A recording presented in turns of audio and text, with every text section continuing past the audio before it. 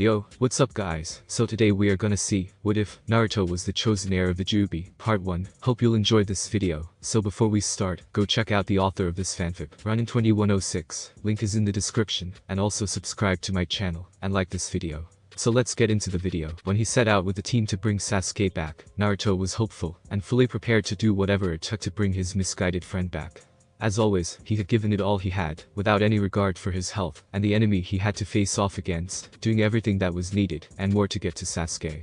Caring not for the fatigue after the chase, and fighting members of Sound 4, Kamimuro, and then even a full squad of Sound Chunins that Orochimaru had dispatched for the support of Sasuke, with the latter Naruto being forced to face off alone. As a result, after all of this, Naruto had arrived exhausted and tired, having been forced to fight several members of Sound 4, Seiken, Yukin, and Kidomaru, when his teammates were taken out, and had caught up to him, not to mention the Set squad. Sasuke had taunted Naruto for his fatigue, and what appeared to be inability to even fight, as he had sustained a few wounds already, and yet Naruto had proved him wrong. Without any care for his fatigue and injuries, Naruto attacked Sasuke, and proceeded to fight the empowered and merciless Uchiha survivor, and although he was outclassed and outmatched, Naruto still didn't make it easy for Sasuke. For a few instances, it appeared as if he would be able to win, but those illusions were dispelled when Sasuke had completely stopped holding back, and instead went on ahead with killing blows, burning Naruto, and trying to break his neck and spine. The pain and agony were enough to make him black out for a second, and only Fox's chakra kept him going, for his own reserves were terribly low. As much as Naruto was hopeful and foolish, even he knew that he was not going to last long, especially with the way Sasuke was going at him, and he was right. The moment Sasuke had created Chidori, Naruto knew that his luck had run out, because he had nothing to offer against it, and, as for Fox's chakra, it had stopped supplying his organism. He did not know why or how, but that did not matter to Naruto at that moment. What did matter was that his supposed best friend had run his killing technique into his chest, right into his heart, and that was it for him. Is that all you had in you, Dobe? I'm disappointed, but at the very least, I now have what it takes to beat Itachi. The same eyes that Naruto heard Sasuke speak, as he looked with his dying gaze into the eyes of Sasuke, seeing that they were changing in form, before his eyes had finally closed. Having removed the last thing that stopped him from obtaining the power that was rightfully his, Sasuke felt like a chain that stopped him broke, and freed from it, he discarded Naruto's corpse without a care in the world, tossing it into the river below. And after that he finally departed for Orochimaru, without even noticing, as two figures watched the whole thing transpire, their gaze directed towards the floating corpse of one of the last Uzumaki. When they saw his supposed sensei finally arrive and pick up the corpse, the pair departed without a trace, knowing that it was still too early to do anything. Several hours later, Office of Hokage. Here's in Toby, the elderly third Hokage of Konohagakure, was sitting in his chair with a grim expression on his face, as he read the mission report for one more time. To say that it was a failure would be an understatement, because it was a complete disaster, one of the worst possible outcomes that he could have imagined.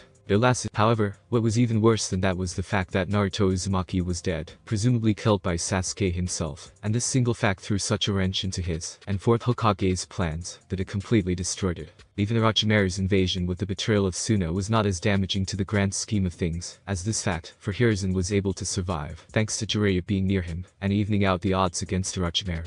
He was still weakened and injured, hence why Naruto and Jiraiya had set out to bring Tsunade back, with Jiraiya also testing out Naruto to find out how strong and good he was. When they returned, and third Hokage was healed, Hiruzen learned that Naruto was far better than he had expected, and wanted him to be, even with all the measures taken to hamper his growth and emergence of his talents. They didn't need Naruto to be powerful, intelligent, and mighty like his father, nor was he even meant to live for long, for he was nothing more than a diversion against their enemies, a bait with only a small portion of the nine-tailed fox sealed in him. Because of his disposable status, as well as for the sake of secrecy, and the plan that he, Jiraiya, Minato, and Kushina had made, Naruto abandoned, and left to fend off for himself against the vengeful and cruel people of Konoha, who were subtly directed towards Naruto, as the prime reason for village's sufferings. A lie, and a cruel one, but a necessary one for the survival of the village, and its future prosperity, and he had gone even further, when he had the boy's mind forcefully altered, and changed to make him far more susceptible, and easier to control. It had to be done when Naruto showed signs of unnatural maturity, and genius that Minato possessed, and this was far too dangerous to be allowed to remain, hence why Hiruzen had his Anbu make sure that Naruto was altered in a way that suited him. Now, however, he was regretting his decision a little, wondering if he had allowed him to be, as smart as he was, would he have survived this fight or not. Letting out a tired sigh, and smoking his pipe, Hiruzen put down the report, and closed his eyes, before speaking up. This is far too soon, he stated, before opening his eyes, and looking at his former student Jiraiya. Are you certain that the twins still haven't mastered Kyuubi's chakra? No, and no matter how hard they had tried, and whatever Minato and Kushina had done, they couldn't control Kyuubi's chakra, and what's worse, because of Naruto being dead, the rest of Kyuubi's soul is either going to return back to the rest of him, or reform somewhere else 9 years later, as a completely separate entity. Jiraiya stated while shaking his head. You shouldn't have sent that brat after Uchiha, old man. We both knew that with the curse mark, and his training from Haddock, Naruto stood no chance, so why did you dispatch him? Because that is what the council had demanded, and unless we wanted to reveal to them the fact that we had lied, and played them like fools, I had to go along with their demand. Hiruzen said with a harsh tone. And how do you think they would take to the fact that Minato and Kushina are alive, and well in the capital, serving as daimyo's personal guards, and also training the real Jinchuriki, while their village suffers and toils? We've already made preparations in case it becomes known. Jiraiya reminded him, with Hiruzen shaking his head to him.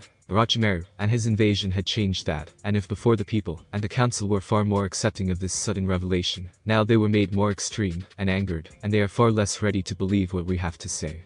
Hiruzen stated to him, before blowing his pipe. As much as they had hated Naruto's existence, thanks to us, once their immediate jubilation subsides, they'll not be happy with the fact that they've lost their supposed greatest weapon, the nine-tailed fox, which had been in our village since Hashirama defeated it, and Madara.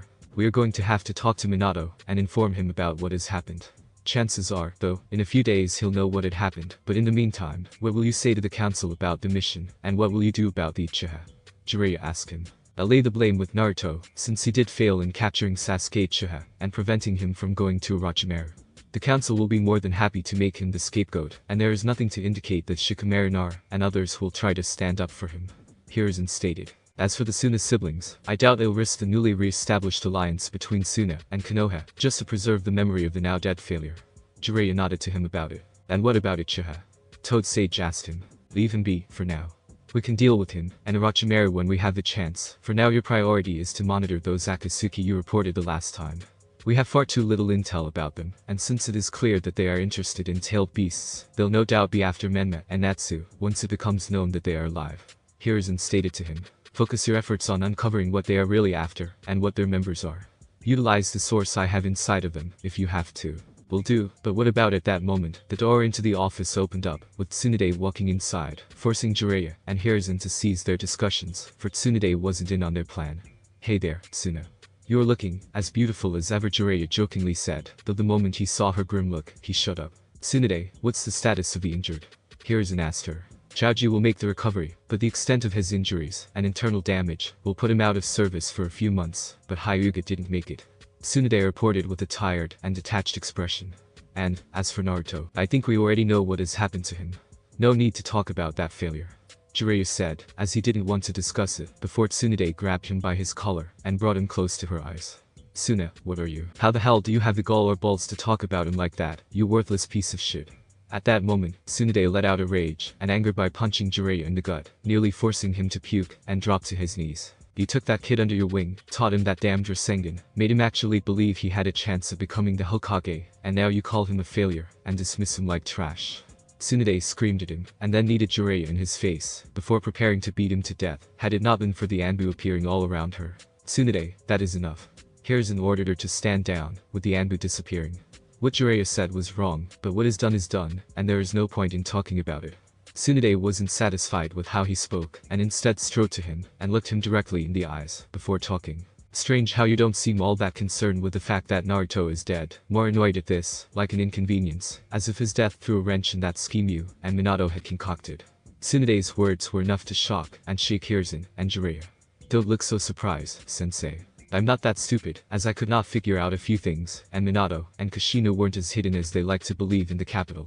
I am a Senju, and my clan has made many friends at Daimyo's court. Since when did you know about them? Hiruzen asked her. Since the moment they've arrived, and when I heard about the kids, and then a Kyuubi Jinchuriki in here, I put the two and two together, and that is why I had refused to come back to the village when you first asked me. Tsunade stated to him with anger. The only reason I came here was because of Naruto, not because of you or this perverted idiot. I came here because I couldn't stand seeing him manipulated and used by you anymore, not after he had put his life on the line to save me. I had hoped to help him, at least fix all that damn damage you have done to him, but now he is dead, because of another one of your fuck-ups, and I'm done here. What do you mean by that? Hiruzen asked Tsunade, before she threw at him her old battered headband that she had kept, as a reminder of her service to the Leaf. Your headband. Tsunade, you can't mean. I mean it, and this time, there's no way I'll be coming back here. Not after you've confirmed my belief that nothing good will come for me from this village. All this village does is take away those that are precious to me, first with my father, and your teacher, then Iwaki, uncle, Dan, the whole Senju clan, then mother, and now Naruto. Tsunade's memories rushed back to her, and she fought off the tears, before turning away from Hiruzen, and walking away from him. Consider this my complete resignation, old man. Don't worry, I won't spill the beans on that plan of yours. But you know this, that if you or any of your cronies come after me, I'll send them back to you in pieces, is that clear? Tsunade turned back to look at him for a second, before Hiruzen nodded to her, and allowed her to leave. Ugh, are you really going to let her go just like that? Jiraiya asked him, as he picked himself up. There's nothing that we can do to stop her, and from what we've seen, Tsunade not only has recovered her fighting spirit, but grew even stronger than she was before. There is literally no one in the village who can take her down, and even if I send an Anbu squad after her, they wouldn't be able to do a thing to her. Hiruzen sighed, as he understood that things were getting even worse for him, and Konoha. Better to let her just leave in peace, and simply keep an eye out for her. I have known Tsunade her whole life, and while she is worse of a gambler than her father Lord First, she is not someone to talk about things like these, especially if it would hurt the village in the process. She may hate it, but at the end of the day, she won't do anything to hurt it. If you say so, sensei. Jiraiya said with a painted sign, before the two returned to their earlier discussion. Later that night, Konoha's morgue. Konoha's morgue was quiet that night, and although there were no windows in this particular section, even from here one could hear the celebrations that were erupting throughout the village. For the misguided and ignorant villagers, this was the day of the celebration, for the demon who had plagued their lives was gone, killed by the hands of Uchiha Sasuke. In the wave of jubilation and intoxicating elation, the people have completely forgotten the fact that said Uchiha had defected from the village and became a traitor. The council and elders, along with Hiruzen, reasoned that Orochimaru is controlling Sasuke, hence he is simply listed as a prisoner instead of a traitor, and isn't placed in the wanted lists. Such hypocrisy was nothing new for the villagers' leaders, and the two visitors who walked almost unopposed into the room where the dead body of Naruto Uzumaki was laying, could only scoff at the way this village treated the boy. The man especially felt indignation at the way these arrogant bastards acted towards the blonde boy, with the attitude and actions that made them into true monsters. Even in the days of the Sengoku period, there were certain lines that one shouldn't cross, and this village, and its people, they've crossed many of them with Naruto. With a scowl present on his face, he spoke up more to himself than to his companion. This is exactly what I told Hashirama would happen if he went along with his ideas, and listened to his brother. The people of this village have no will of fire, for they do not see the need for it, since in their mind the will of fire is what makes them so powerful, a belief in their superiority. The man spoke with an irate tone, before casting his gaze down upon Naruto's still body. I hope you are watching this, Hashirama. And if you do, take a good look at his boy, and see what this village has degraded into. Your dream has rotten away, and became a hollow husk, thanks to Tobirama and his cronies. It almost makes me want to end this whole thing right now, while they are addled and weak, just to finally put an end to this travesty. We are not here so that you may vent your rage, Madara. A regal woman with unnatural beauty, dressed in white, and with flowing long gold and silver hair, and fiery golden eyes, spoke to Madara Uchiha, revived, and restored to his prime by her will, forcing him to look at her. Remember why we are here. Oh, I do remember, but I can't help but wonder, for what reason are we not taking our vengeance? Of all the people, you especially have more than enough reasons to wish for the devastation of this village, after it had abandoned and betrayed the Uzumaki clan, your direct descendants. Madara stated to her, with the woman calmly looking at him, before he motioned to look at Naruto. Take a look at this child, and see just how much Konoha and his people actually value our bloodlines. They did not even bother to sew up his wounds and fix injuries, they did not even bother to clean his body or prepare burial. They've simply extracted all that could be taken from him, and now they either will throw to the dogs, or burn him like trash. And towards these people you want me to be tolerant, Amaterasu. I said nothing of tolerance, only that you do not forget about our purpose here, and starting a war here right now would only cause unneeded distraction and commotion. Amaterasu stated to him, as she gracefully walked past him, and looked with sad eyes at the dead body of Naruto. Of all of my children, grandchildren, and descendants, very few possessed his kind of potential, and such pure heart. He could have shaped the world in ways that not even my mother Hagoromo could dream of, and instead this world, this travesty that Hagoromo allowed to happen, destroyed him, as it did my children, simply for defying it. And this is the clear indication that Hashirama had failed with his vision, the moment he allowed his misplaced idealism blind him to simple facts of human nature. Madara huffed, as he thought about it, before he sighed. But then again, it was once a dream that we both had shared, at least until he allowed Tobirama to take Suzuka from me, and forgave him for it. And if only he had done just that, but he also took our son, and deprived him of all that made him Uchiha and Uzumaki, making him into a perfect heir of his will of fire. Madara practically spit it out of him. Will you abide by the conditions of our deal, Shadow of the Uchiha? Amaterasu asked him, with Madara nodding to her. For all my faults, I am a man of my word, and when I give it, I keep it no matter what. Of course I shall train him, and teach him all I have learned. Uchiha, Uzumaki, Senju, and all other jutsu and techniques, I'll give it all to him. Madara assured her, before casting a look at Naruto, before a small smile came upon his face. Even though his mind and body were damaged by this village, he still showed great promise and power in face of adversity. Once I am through with him, he shall be someone truly worthy to dance with me on equal terms. Let us hope that shall be the case. Now, let us be on our way. Amaterasu told him, as she created a portal into another dimension, while Madara created a wood clone, and had it transform into an exact copy of Naruto that was here, and take his place, while Madara picked up Naruto's body. Will this copy not be found out? It shall be sufficient, especially since none of them will have any reason now to check if it is him or not. Madara assured Amaterasu, with her nodding to him, and the two departing this realm, and leaving Konoha. A different dimension. Later. Groaning, and wincing from his body aching, and being stiff all over, Naruto groggily opened up his eyes, and looked up, seeing a wooden ceiling of the house that was clearly not his. Moving his head a little bit, Naruto managed to find out that he was not in his own house, but in a room that was far better than the one he owned. In fact, it reminded him of those houses where clans live, and where was never allowed to step into, or at least that is what Naruto had thought was where people had lived. Confused by the change of surroundings, he managed to lift up his body, and sat on the bed, looking around, and finding that he really indeed was somewhere he never had been. It took him a few seconds to realize that he was actually alive after he sat up, and looked around, and once the realization hit him, he looked at his body, examining it. Much to his shock and surprise, he found out that there were no scars or injuries left on him. In fact, he was feeling even better than before. Even more so, it felt like he could breathe, and think far better than before, like something was stopping him, or rather, slowing him down. Getting acclimated to his new state, Naruto noticed fresh clothes neatly put near him, consisting of a black shirt, underwear, pants, and shoes. Once he finished putting these on, Naruto carefully left the room, finding himself in the hallway of what appeared to be a mansion. After wandering around for a few minutes, he found an opening outside, and went into it, and once he was outside, he saw beautiful rolling plains, with flowers and grass for miles he could see, as well as fields of rice, and more, with the sky, as clear and beautiful as it could get. Naruto was so transfixed on his surroundings, that he didn't notice someone who had been expecting him for quite some time now. So, you have awakened. Madara, who sat on the grass with closed eyes, spoke up, startling Naruto a little, before he opened his eyes, and got up to look at him. I expected you to wake up a bit later, but it seems you are made of tougher stuff than I thought. Not to be rude, but who are you, and where am I? The last thing I remember is Naruto speaking up, before trailing off, and looking around. Am I actually dead? Naruto asked, once his mind caught up with his mouth, with Madara chuckling to him. You were dead, yes, but now you are back to living, thanks to me, and your ancestors. As for your other questions, this is not heaven nor hell, so you may breathe easy, but in a different dimension. You may think of it as a completely different, separate world from the one you came from, created by the one who had revived you. Madara explained to Naruto, who listened to him with a clear look of shock. And, as for who I am Madara Uchiha, once a leader of Uchiha clan, and one of the founders of Konohagakure, and the man who named it. But to you, Naruto, I am your grandfather. Naruto's eyes widened, as he backed away from the man for a second. And my grandfather.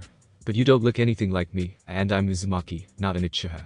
Even more so, third Hokage always said that I was an orphan, and that my parents had died when I was born because of the Kyuubi. Naruto exclaimed in shock. This doesn't make any sense. Perhaps for now it does not, but soon enough, you will understand everything, but for now, let's see what the person who brought you back has to say. Madara told him, as he and Naruto turned to the portal which opened up, with Amaterasu stepping out of it, and looking at Naruto with a small smile, before she spoke up. Hello Naruto. I apologize for where you are, and the confusion, and I hope you are doing better than you were. Amaterasu spoke with a kind and warm tone, one that Naruto was definitely not used to. Please, allow me to introduce myself. My name is Amaterasu, and this is my realm, known as Takamagahara. Madara and I had brought you, or rather your body here, to restore it, and bring you back to life, after you were slain by that boy, Sasuke, I believe is his name. Naruto looked at her with surprise when she spoke like that. So, I really was dead then, Naruto said with the realization in his voice, before he looked at Amaterasu. But how did you manage to bring me back to life? And for that matter, why? Am I like one of those zombies, like the ones Orochimaru used against Lord Third? At that moment Madara scoffed again. No, you are not one of those reanimations that Third's fallen disciple had managed to summon, and even those were at best only pale imitations of their real selves. Had they been real, neither Konoha, nor possibly the Land of Fire would be left standing. Hashirama alone would have been more than enough to destroy the village, without even breaking a sweat. Madara stated to Naruto. So no, you are not one of those pale imitations of living beings. Instead, you are brought back via the power of a far more powerful ninjutsu, known as Rin Rebirth. And, as I am sure you have noticed, you were brought back without all those impediments that were forced upon your body and mind. You mean like I can think better and feel like I'm more myself? Naruto asked, with Madara nodding to him. Yeah, I've noticed that it's like I'm finally sober or something like that, and I can think better, but what the hell had happened to make me like I was? We will get to that eventually, for now it is time you learned who you really are, Naruto. Madara told him, with the Matarasu speaking up again. I am sure Madara had already told you that he is your grandfather, and he is correct, for he is your paternal grandfather. You hold in yourself the blood of Uchiha, Senju, and Uzumaki, Naruto, with your paternal grandmother being from the Senju clan, while your mother is from the Uzumaki clan. Amaterasu spoke to him, with Naruto looking at her with shock. And, as for me, and how I brought you back, I am a being that is not human in nature, though once I was close to those. I am what you could call a kami, or a being that had achieved divinity, though before that, I was a child born from a union of a celestial princess, and a human lord thousands of years before your birth. I shall explain more later, but the most important thing for you to know is that you, Naruto, are one of my last direct and true descendants, one of the last of the Uzumaki. You are my ancestor. But you would have to be really old, I mean older than Madara here. Naruto exclaimed in shock, with Amaterasu nodding to him. Like I said, I was born in the days before shinobi, and before humanity had chakra. I am a being that is immortal, and could live for an infinite number of years, but before I had ascended, I had a family, and had many children. Those children would be the foundation of what would come to be known as the Uzumaki clan. Amaterasu told him, before a look of sadness crossed her face. For millennia, my children and descendants lived in peace and prosperity, away from the wars and destruction that were brought by shinobi, but now my family is nothing but a dead memory, with what remains having forgotten their roots, or actively shunned them in favor of their own ambitions and wishes. So if you are a kami, and have all this power, does that mean that you actually know who my parents were? Naruto asked them, with Madara and Amaterasu exchanging looks, before Madara spoke up. Yes, we do know who they are, Naruto. However, as much as you wish to know about them, I must warn you that this truth will hurt far more than you think, and you may wish you had never heard it. Madara told him, with Naruto turning to him. Now, do you really wish to know about them, and the truth about yourself, what heroes in Sarutobi and others have hidden away from you? Yeah, I want to know the truth. Naruto said with clear determination. Very well then. Madara simply stated, and then he and Amaterasu began to tell the truth to Naruto. Instead of raging and denying everything, Naruto simply stood and listened to them, as he learned of the fact that his life had been nothing more than a carefully orchestrated diversion, and a ploy to distract the enemies of Konoha away from his parents and siblings, the real holders of Kyuubi's power. He heard how he was a necessary sacrifice for the prosperity of Konoha, as Madara had called it, left by his parents, and overseen by the third Hokage. His entire purpose was to play the role of a Jinchuriki, be a scarecrow for the other villages, while his siblings were being trained and raised to be what his parents believed to be chosen champions of the world. Apparently, they were following a prophecy that entailed the coming of a great hero, a child of destiny, that would change the world of shinobi, and both Minato and Kushina, as well as others who knew of it, believed that it was one of their children, but not Naruto. Out of fear for the man who had unleashed the 9 tails before, and the many enemies that fourth had made, it was decided that they would go into hiding in the fire capital, while training and teaching the children they took with them. And, as for Naruto, his fate was sealed, and he was left, as a pawn in their grand game, one that had to suffer from misguided hatred and prejudice of the people. Naruto listened for hours without saying a word, daring not to interrupt either of them, sitting unmoving, and still, seemingly lost in thought and acting. It was only after they had stopped talking did Naruto finally decide to speak up. So my parents were alive, and they knew about what was happening to me all this time. Naruto stated, not asked, with Madara nodding to him. And fourth Hokage, Minato Namikaze, is actually your son, but then why doesn't he look like you, and what about his Sharingan? Minato took after the looks of my wife Suzuka Senju, who was a cousin of both Hashirama and Mito through her Senju father, and Uzumaki mother, having possessed golden hair akin to what Amaterasu has. Not long after our son was born, several members of the Senju clan, with the support of my other enemies, attempted to kill me. They had failed, but, as a result, my wife Suzuka she died protecting me from a hidden attack, while our son was secretly taken from me, making it look like he too was killed. Madara said with a barely contained anger in him. It would be long after my defeat at the hands of Hashirama that I would learn that in reality it was Tobirama who had orchestrated the entire thing, and that he took Minato. After my first death, Tobirama had studied the Sharingan, and learned how to block it permanently, and so he eliminated Minato's ability to possess Sharingan, but wasn't able to get rid of his mother's genes, and my other genes, hence his great prowess in all things related to ninjutsu and battle. Then why isn't he known as Senju? Naruto asked. Because in Tobirama's eyes, Minato didn't deserve to be part of his clan, hence he simply placed him into an orphanage, as another one of many orphans. Madara answered Naruto. As much as I may despise and hate Tobirama for what he had done, at this point I cannot bring myself to call Minato my son, not after he had trampled over all that Suzuka had cared for and valued. And what about me then? If he can't have Sharingan, does that mean I can't too? Naruto asked them. No, Naruto. When I reincarnated you, I had removed all that had stopped you from possessing it. As a matter of fact, you should have all the genetic prowess of Senju, Uzumaki, and Uchiha at the same time. Amaterasu stated to him. However, there is even more that you possess in you, for I used both my chakra to restore you, but also my blood to strengthen you even further, since your body was drained of both completely. In the way that all of it fused with you, it inadvertently had made you. It has made you my child in blood. Amaterasu stated to Naruto, who looked at her with surprise. So does that mean that I have no blood of those two in me? Naruto asked her, with Amaterasu nodding to him. After all I had heard just now, all I have to say is good riddance. You're taking this way better than I had anticipated. Madara admitted. After all that had happened to me, what would be the point of trying to cry and rage about it all? I've long since learned that it never leads anywhere, at least that was the case before my mind was altered. Naruto told him with maturity that once was part of him. I'd and was freed from all of the bonds to Konoha and them, and after all I heard now I've got no doubts that it is for the best. Still, I don't get it, why did you bring me back from the dead? Because of me, Naruto, or rather because of someone who had been using me and the shinobi since their creation. Madara stated to him.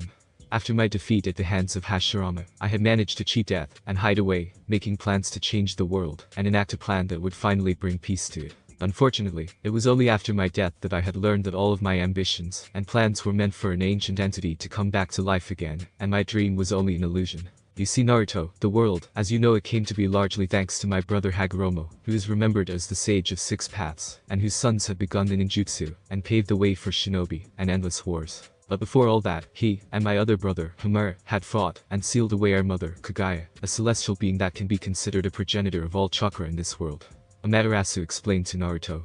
However, even from her sealed cage that is the moon, she still somehow directs events to bring her back. The pieces of her power, the Biju, are the key for it, and now there are people who are actively looking for them, intending to collect all of them, formed thanks to Madara and his pawns. The Akatsuki?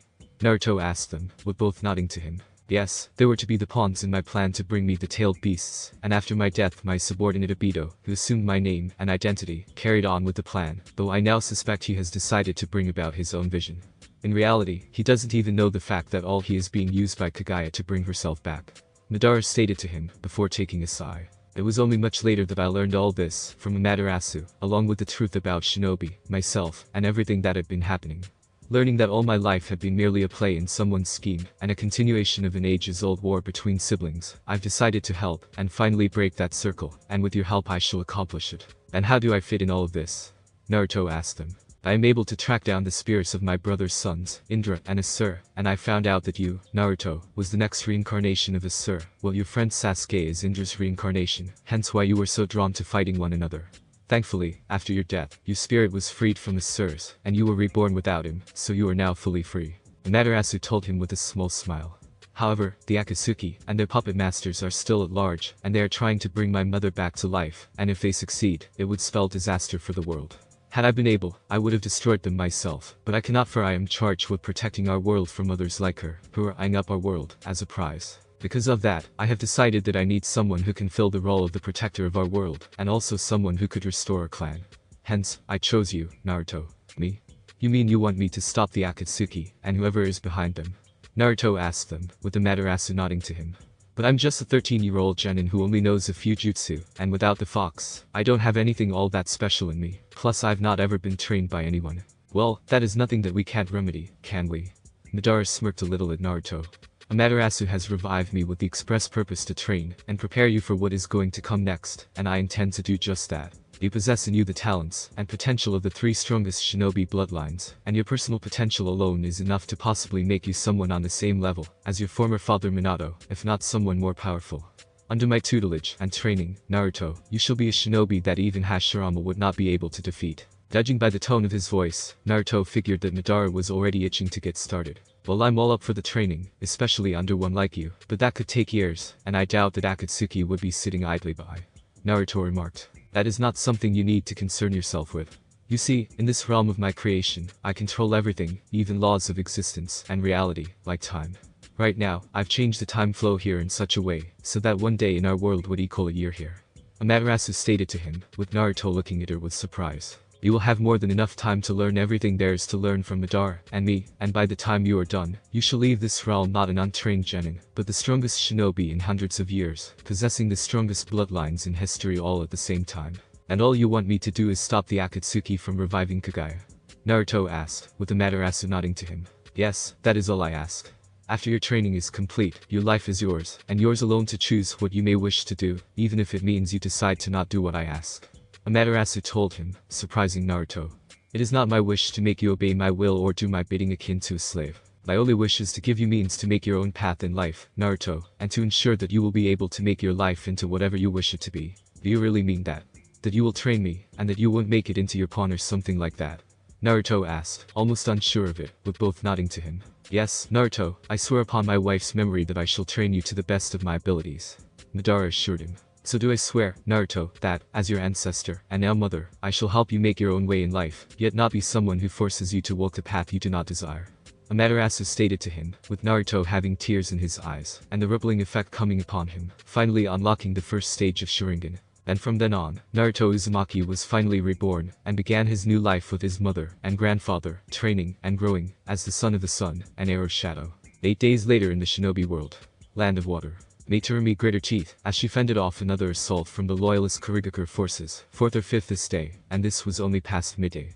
She, along with her forces, consisting of rebel shinobi, ronins, mercenary, and local samurai, and militia who had sided with her, were on the brink of collapse and exhaustion. She reflected on the status of her combined forces, and couldn't help but sigh at the fact that they had a very bad couple of months. Just half a year ago their combined forces would have been enough to defeat Heir, and the many warlords that now plagued the Land of Water, but the problems arose rather quickly in her forces, as infighting between nobles, samurai, and shinobi made them vulnerable and indecisive. As a result, Heir and his forces were able to subjugate a majority of the petty warlords and local governors, forging an army that was a far greater threat than had they been disunited. Not for the first time they cursed at the weakness of Water Daimyo and his court, who had allowed their country to slip into chaos and war again, and who at this point were nothing more but figureheads and puppets in hands of Heir. It wasn't long after Heir had taken full control of those forces that he started dealing defeat after defeat, leading to mounting casualties and even defections by the nobles and samurai. Those who left her were more eager to profit from this chaos, rather than put an end to it, and yet those that stayed were among the most hardened and battle-ready warriors of Land of Water, and so instead of wasting their lives, Mei and her co-commanders decided to retreat and make their stand on the grounds of their choosing. Initially, the retreat went as planned, and even though they had many wounded and injured, as well as fugitives and refugees, they were able to relocate to the northwestern island of Land of Water without a problem. It was here that the problems arose, for it turned out that Heir was informed of their destination, had made a beeline here with his veteran troops, while also using Land of Water's fleet and samurai to block any potential escape route. Mei's forces were not ready for the battle, with most being tired and exhausted by the long march, as well as having many injured and ill, not to mention refugees. As much as she and others would have liked to have found a way to get out of there, they were surrounded, and the only option left was to fight, and so they gave battle to Heir's forces, which initially went in their favor. But the moment Heir unleashed his tailed beast and went on a rampage, the tide turned, and her forces were forced to pull back and go on the defensive near the walls of the city of Kamakura, which housed all of the injured and the refugees. Beset on all fronts, and fighting to their last, Mei fought the hardest in her entire life, but a long day of exhaustive combat took a toll on her, and her senses dulled a little, and she missed one of Kiri's jonins making his way to her, with intent to kill her. Before he was able to connect his kunai with her throat, a swift slash by a blade ended his life, and Mei looked at the person who had saved her, finding a tall woman with long dark purple hair, and purple eyes of unmatched beauty, dressed in a dark suit of armor, with her long tachi brandished out. Thanks Raikou. I owe you one. Mei thanked Raikou Minamoto, leader of the samurai forces, and one of the greatest warriors in the Land of Water. Think nothing of it, Mei. I simply returned the favor from the last time.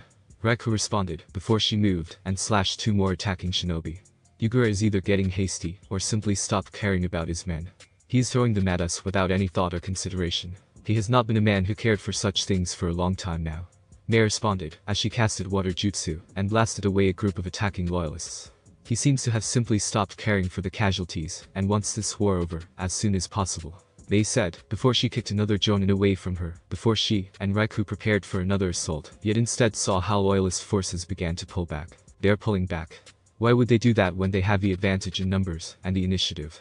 Raikou asked aloud, before she focused her vision on the far-off ridge, and saw the reason for why they pulled back. Mei, look, she said with a hollow voice, and her face paled, with Mei soon also gaining a pale complexion. Yugura, he is insane. Is he really going to use a Bijudam on us? Mei asked aloud, as she saw the fourth Mizukage in the form of the three tails gathering chakra around his mouth for an attack. He'll not only destroy us, but also level this entire area, and turn Kamakura into ashes. We have to evacuate everyone.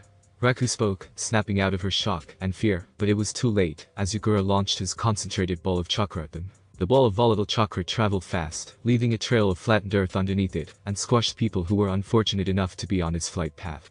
The whole battlefield went silent and still, and most looked at the incoming attack, yet Raikou and Mei felt a vibration of the air coming from above them, and looked up, seeing something that they least expected. Yet before either of them could say a thing, the tailed beast bomb connected, and exploded. The power of the blast knocked out the air, and the sound, creating a pillar and wall of flame, dust, and smoke that turned the entire glassy plain into a wasteland, and engulfed the city and its products.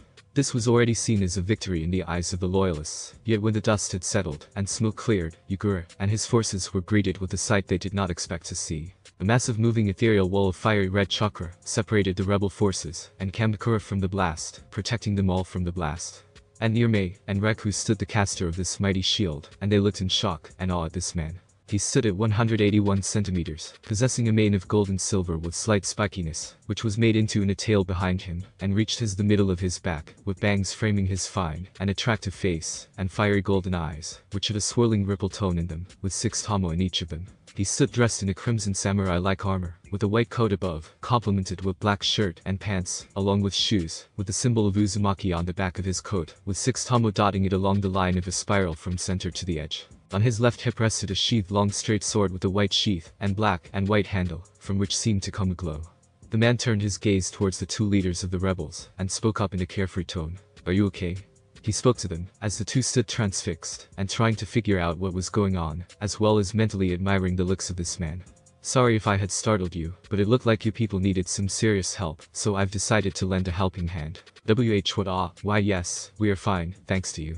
Mei, with a healthy blush on her cheeks, collected herself, and spoke up. Why yes, your help is most welcome, though I fear we do not know who you are, and why you gave us your help. Raikou too had collected herself, and spoke up, with the man smiling to them, and answering. I'm Naruto Uzumaki, and I've decided to help you because you really look like you needed it, and so I landed you a helping hand. Naruto told them earnestly, as he turned around, and looked at the incoming forces of Yugura. Well, looks like that mad Mizukage of yours isn't too happy with you still being alive. If you do not mind, please order your forces to pull back into the city, while I clean the house, so to speak. Naruto prepared for the battle, with both women looking at him with shock. Are you serious? There are over 3,000 shinobi with at least 6,000 samurai over there, you can't possibly beat them. Raikou stated, with Naruto simply smirking a little, with Mei having a feeling that he was fully serious. Trust me, I don't intend to let them win today. Now, please move your forces out of the battlefield. They're tired and exhausted, with many injured and traumatized, so you would do better to take care of them, instead of engaging your enemies right now. Naruto told her, as he dispelled the chakra wall, and began to walk towards the incoming enemy wave, while his eyes returned to normal. Raikou, let's not argue with him on this. Mei told her, gaining her attention. This man, this Naruto, I had a look at his eyes, and this wall of chakra that saved us. They look far too much like Sharingan, only distinct, unique in their own way. You mean he could be an Uchiha? But why then introduce himself as an Uzumaki, and dress up like that? Raikou asked aloud, as she saw Naruto start to speed up towards the incoming wave of enemies, before creating 20 shadow clones, and spreading them into the line. Is he really going to? In the next second, the 21 Naruto Uzumaki clashed into 1,000 of Kurigakure veteran shinobi, and they went through them like a hot knife through air, dispatching the incoming enemies with the same ease as a man picking up a fallen leaf off the ground. The clones and the original engaged the enemies without even stopping their run, sweating them away with kicks and fists, not needing more than 2 to deal with them, before they reached the center of the formation, and then they stopped. Surrounded and outnumbered, the newcomer and his clones then went to town on the enemies. Mei and Raikou ordered a general retreat of their forces, while they observed, as the literal one-man army was making Kurikakure's finest look like hapless lambs in front of a storm, as Naruto was crushing the enemies with his mere taijutsu skills. They looked with shock and awe at the way this man fought, moving like he was in 3 places at the same time, and not fighting, but beating the enemies with such ease, that made them sorry for those who dared to stand in his way. And at the same time, there was not just simple power and might in his attacks, but also grace, and even elegance in the way he moved, akin to a dancer who partook in a dance of death, and enjoyed it. The two women couldn't help but feel a blush coming upon their cheeks upon gazing at this man, and not so pure thoughts began to creep into their mind. Soon enough, Naruto and his clones were practically through with their enemies, and the moment he was about to finish off most of them, he sensed how another Bijudama was launched at him. Forgetting completely about his enemies, Naruto reached for his weapon, and then unsheathed it, unleashing a powerful wave of energy that he sent towards the incoming ball of chakra. The two attacks met in the air, and in the end, Naruto's proved to be more powerful, and destroyed the Bijudama, splitting it into two, and forcing it to explode. Once the dust had settled, Naruto stood outside the field with most of the enemies either dead, injured or running away from him, while he looked up at the giant turtle-like monster who looked down upon him, with both of them now on the same ridge. "Are you so eager to dance with me, that you are prepared to destroy your own men just for that?" Naruto asked him with complete calmness, as he gazed with his eyes at him. "Their lives are nothing but a resource I have to use, as I see fit. A resource that has failed to deliver on what I had wanted, and couldn't even destroy those traitors, along with you." Yugura spoke with the voice of his tenant, with Naruto simply looking at them with a neutral expression. "I don't know who you are, but you have made a grave mistake coming here, and saving them. Nobody who has seen this form has ever survived, and I'll make sure that you won't be an exception. I'm afraid you won't get a chance to correct that mistake, nor realize that all this time you were nothing more but a pawn in the hands of a misguided fool." Naruto simply stated to him, as his own Sharingan eyes came to life, and then changed to their Manjikyu Sharingan pattern. "You say that none who gazed upon your tailed beast form had ever survived. Well, then I shall answer with one form that is exactly the same way." And with this, fiery red chakra exploded from his body, and immediately began to take shape and form. Right before the eyes of the rebels and loyalists on top of the ridge, towering over the battlefield and surrounding area is a giant made out of fiery red chakra, a warrior with a horned Kijin head, and dressed in ancient armor and clothes, with beads in the form of Magatama around his neck, with a small shield on his left hand, and a large straight blade in his right hand, and from inside of its forehead, Naruto looked down upon the three-tailed beast. Mei and Reku had thought that at this point, nothing could effectively surprise or scare them, but now they understood just how wrong they were. "My grandfather and teacher would berate me for using this against such a lowly creature like you, but after all your crimes and atrocities, all you deserve is utter despair and merciless death," Naruto told him, as his Susanoo moved his arms with the blade above his head. "This Susanoo is the ultimate expression of destruction and death, and it has come for you, fourth Mizukage." And with this said, Susanoo swung the blade down upon the three-tailed beast. The three-tailed beast though is not considered to be the strongest of the tailed beasts, but it is considered to be one of the most well-defended and protected thanks to his shell, which is said to be able to withstand even lava. However, Naruto's Susanoo and its sword were nothing to scoff at either, and it could split the earth and heaven, and nothing could stand before its might, and three-tailed beast wasn't able to withstand its might. His hard shell split upon the contact of the blade, and then all of his form was divided, and then the ridge, and the ground beyond it, creating a ditch that stretched for miles until it reached the ocean, and then began to fill it with the water.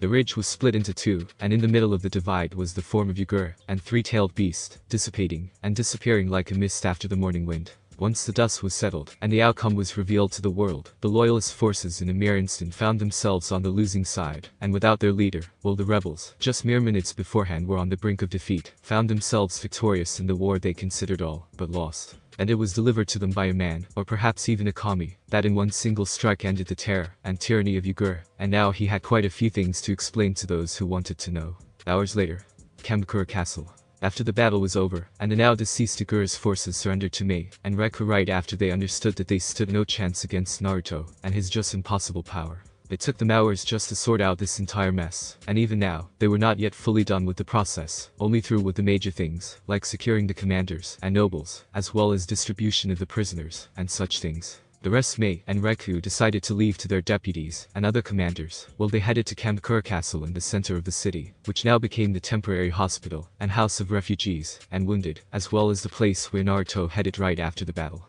The two women expected to be celebrating or resting, but instead of doing anything of that sort, he went on ahead to treat the wounded with medical ninjutsu, with his clones doing the same thing, having spread around the hospital. When Mei and Reku saw the massive hospital, and many clones of Naruto, and himself at work healing, and restoring the injured, and battered people to full health, they once again were amazed at him. Without asking permission or being told, he just did what people needed, and did not ask for a single thing, instead earnestly working, and healing their people.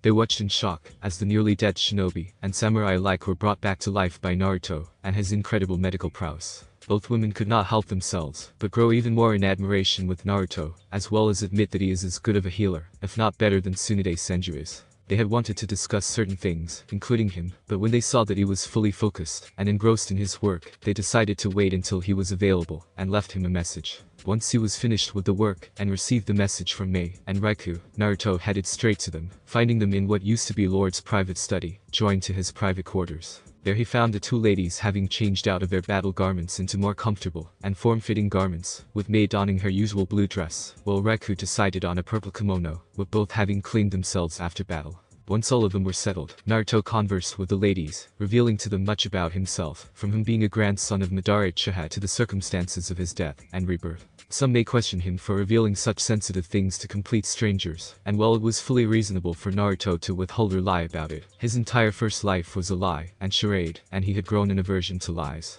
If he could tell the truth, he would do so, and from what he saw from Mei and Raikou, as well what his instinct and senses were telling him, he could trust them, and so he did. The two women listened, and only asked him questions from time to time, in order to clarify a few things, but other than that, they did not interrupt him in any manner. After hours of talking and discussions, Naruto was finally finished with his tale, and after taking a sigh and leaning back on the sofa, he spoke up. That covers it up. After my training was complete, and I had mastered all I had to learn from grandfather, Amaterasu opened up a portal to this world, and allowed me to leave. Naruto told them. Though, as it turned out, she was a little off with her directions, and so I ended up right near your battle, and so I decided to intervene, knowing what was going on. You could have easily slipped away or stayed out of it, yet instead you got involved like that, risking your anonymity, just because we were in danger of death. Mei asked him, still finding it a little hard to believe in this, with Naruto nodding to her. Yes, because that is how I am. Can't sit away from something that is wrong without fixing it. Naruto admitted to Mei. All this, and to think that Goddess Amaterasu is actually your mother, and even before all that Raikou sat, as she processed all of that in her head, before collecting herself, and looking up to him. Naruto, if you do not mind telling us, what are your plans now that you are back in our world? Do you intend to take revenge on Konoha and your parents for what had been done to you, as well as to your clans and family? In all honesty, I don't really know what I want to do. Aside from dealing with the Akatsuki, I've not really made any other plans, and from what I've heard from Madara and Amaterasu, tracking them down right now would be a waste of time, since most of them if not all will be underground, and too spread out to deal in one stroke. And given the fact that the Three Tails is dead, and will take at least 3 years to reform, I guess that means I'm either going to have to walk around and look for them, or find something else to do. Naruto said, as he thought about it, not missing a shared look between Mei and Raikou. And, as for Konoha and my parents, I did think about it, but after years spent in Takamagahara and talks with my mother, I came to a conclusion that it's not really worth the effort and time, plus it would only make things worse for other people. But that doesn't mean that you have forgiven them for all that they had done to you, am I correct? Raikou asked him. Naturally, well I'm not all that interested in destroying that place, and everyone within its borders. I'm not going to be forgiving them for all that had been done to me. I just don't want to get too engrossed in petty revenge and vengeance. Naruto answered. Now then, since I have answered your question, could you please answer one of my own? Am I to assume that you have come up with certain plans for me, and if so, would you care to share them with me? You are quite a perceptive man, aren't you? Mei asked him with a small flirtation smile. With an appearance like yours, and the way you saved us, while also ending our war, can you blame a woman for getting a few naughty ideas? She asked him while showing just a little bit of her hip to him, with Naruto not falling for this. Ideas are all well and good, but the moment someone decides to make those ideas into plans that involve me without my consent, is when I get not so friendly. Naruto told them, with Mei understanding what he meant. I am sure you can understand my defensiveness, given my past. Of course, Naruto. Please allow us to assure you that Mei and I did not intend to do anything of the sort. Raikou assured him in a polite tone. We did wish to make you a proposition, if you wish to hear it. Well, you are earnest with me so far, I'm all ears. Naruto told them. Thanks to you and your actions today, we have finally been able to end this war, but while it has ended, there is still the matter of rebuilding and restoring our land, and the war hasn't been merciful to our country, not just Kurigakure. In short, we are currently the weakest land and shinobi village, with most of the provinces and areas of land of water in disarray and chaos, making us a perfect easy target for our enemies and other countries. Mei told him in a serious manner. Mei, Raikou, and those who had supported us didn't fight this war just to see our country destroyed in another, and with the losses we sustained, and all, the complete collapse of the government of Daimyo, we wouldn't be able to win against any major nation or coalition of those. It will take time and much effort to rebuild, and in the meantime, we need to show others that if push comes to shove, we can defend ourselves. In other words, you need some serious extra firepower to show to your enemies, and make them think twice or thrice before invading, am I correct?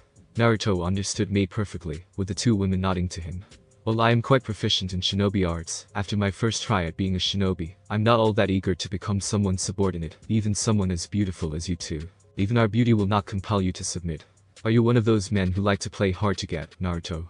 Mei flirtatiously asked, with Naruto smirking a little. No, I am just a man who sticks to his principles no matter what, and doesn't surrender in face of adversity or seduction.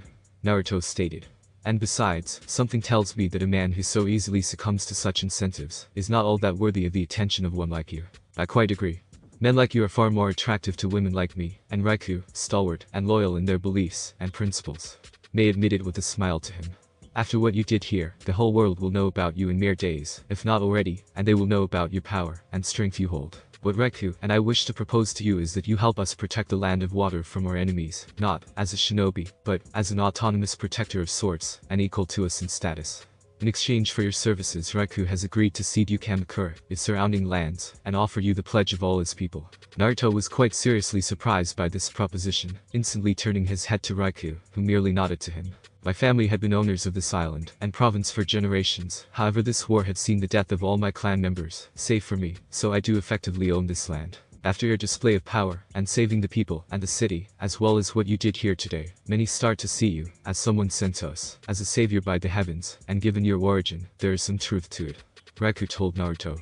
I am prepared to give you Kamakura and its people, and acknowledge you as their lord but in order to ensure your new rule is legitimate, you will be required to take me as your wife. Raikou said with blush and a small stutter, surprising Naruto even more. Raikou, I do not have any intentions to force you into any sort of arrangement like this, and I'm certainly not looking for an opportunity to take away your freedom and what belongs to you. Naruto immediately told her. Why yes, I understand that, and no, I am not forcing myself into anything I wouldn't consent to. I am already of the age where I should have been married off to a man, but I refuse to be sold off like a pig on a market, and I resolve to choose the man with whom I would spend my life with. Raikou said with a deeper blush, causing Naruto to blush, as well as the implication. Though of course, I do not mean to force myself upon you, or to force you to do anything a husband would be expected of. If you would prefer, the marriage would be purely a formality without any sort of responsibilities or duties, aside from ceremonial ones. But I am quite sure you can see clearly, as one day that our dear Raikou would not make such an offer if she didn't see you, as more than just some political asset.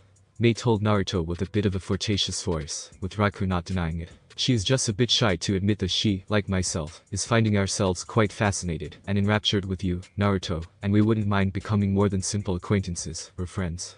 Naruto was positively stunned when he heard it, even more so when he realized that their desire is genuine. I will be honest with you, and say that my first experience with romance was it was not quite a good one.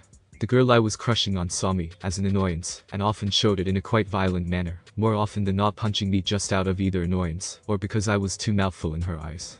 Naruto admitted, recalling his experience with Sakura. After all that had happened, I'm not too comfortable with such things, and seeing both of you taking such an interest in me, is this really okay with both of you?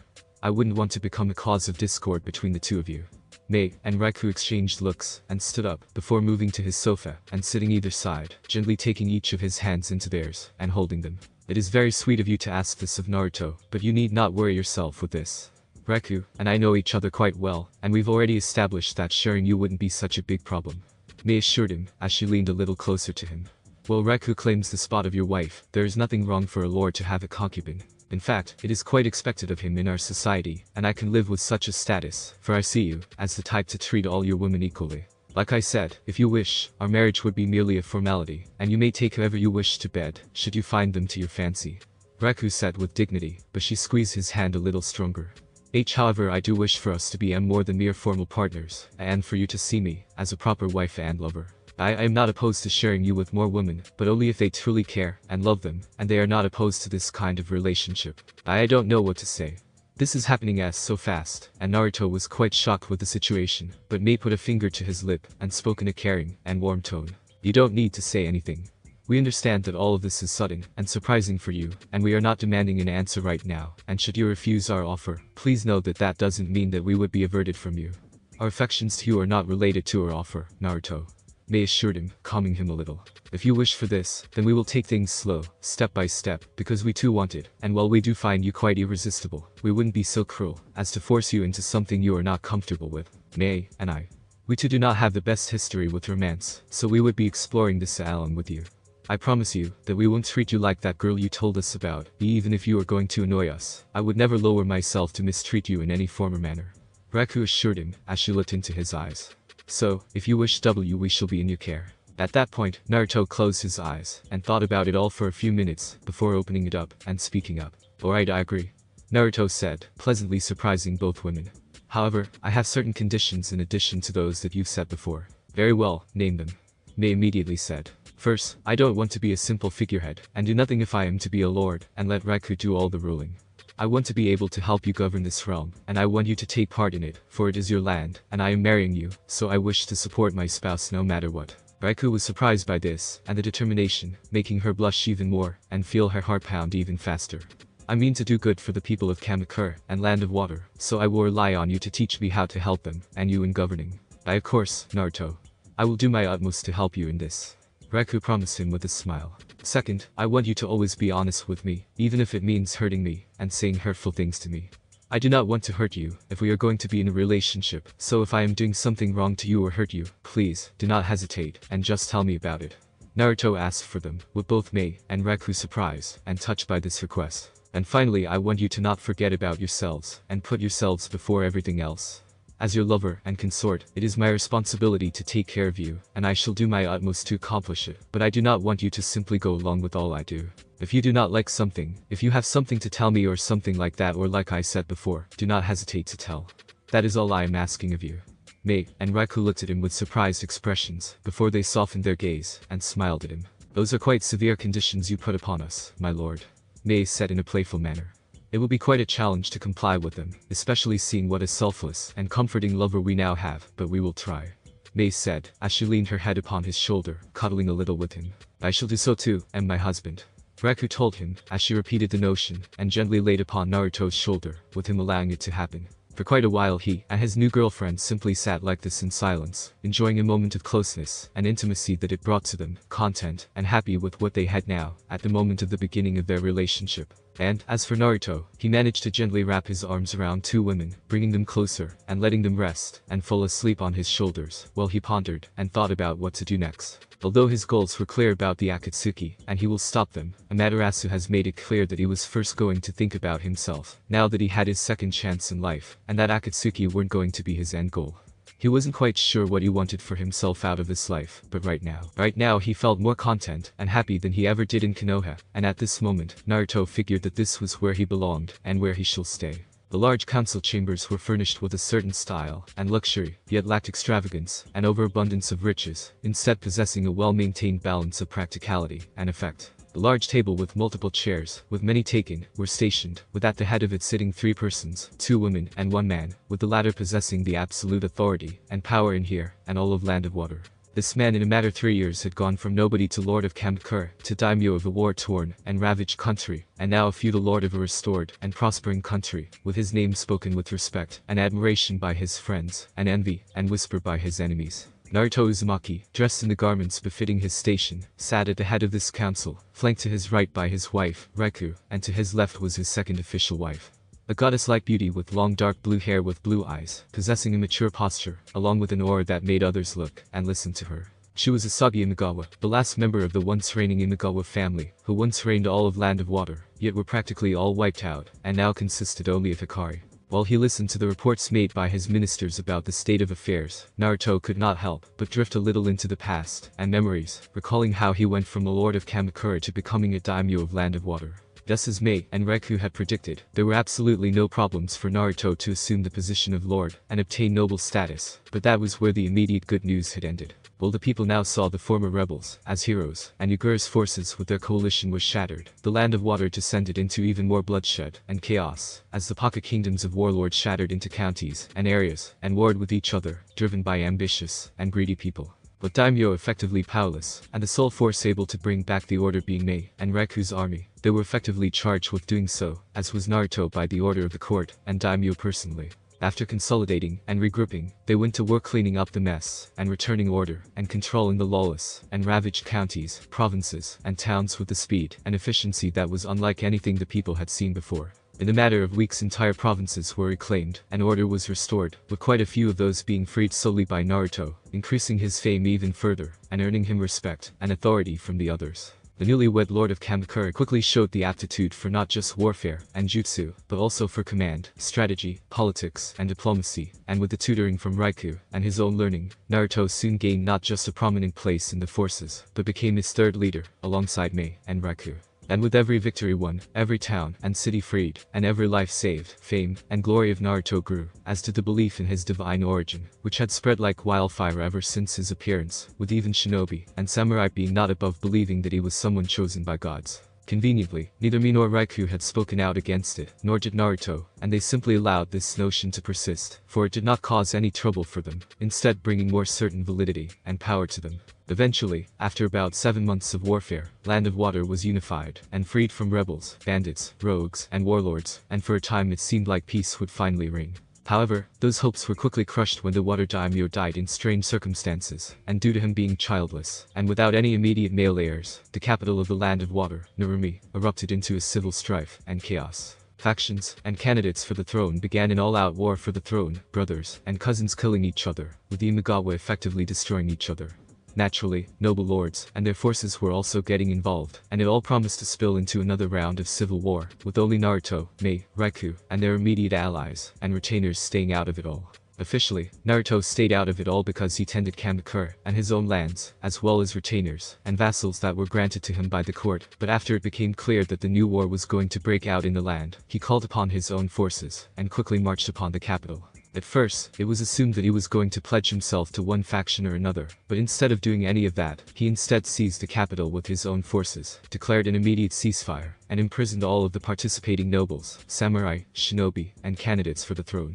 Most of the seized nobles and surviving Imagawa members believed that such a thing would not go unpunished, yet, as it turned out, the people of Narumi and Land of Water didn't even lift a finger, along with the rest of the samurai, shinobi, and nobles. The simple fact was that the people were just too tired of war, chaos, wanted peace, and stability, and right now, the one who was bringing it to them was Naruto Uzumaki, Lord of Kamakura.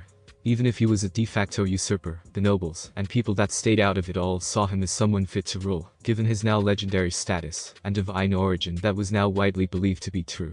And yet, Naruto didn't act as a despot and tyrant, instead choosing to summon the most prominent members of nobility, religion, and people, compassing a council, and charging said council with deciding who should rule the Land of Water.